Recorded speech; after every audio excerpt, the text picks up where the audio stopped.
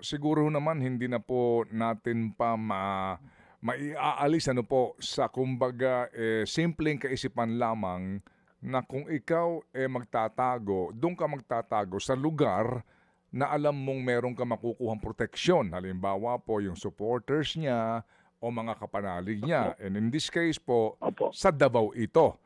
Opo. Tama po. Opo, Opo. yes sir. Mm-mm. Opo, hindi ko ho alam nga kung aaminin ba ninyo na yun din po ang inyong tinutumbok ngayon kung sakasakali nga po, nasa Davao lang siya.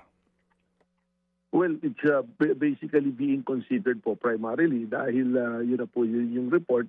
Saka alam nga po natin, tama po yung pananaw na maaaring yun yung iniisip niya na magandang pagtaguan dahil maraming kakampi, kaalyado.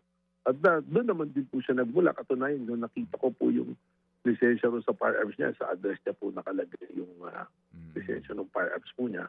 So tama po yun. So at the same time, meron din naman pong ibang lugar, may kasalungat din po na operational thinking na iisipin natin na parang reverse na iisipin dun siya. So maaring baka hindi din po siya. So tinitingnan po natin lahat ng anggulo. Kaya nga po kami po sa law enforcement nakikiusap po sa ating mga kababayan.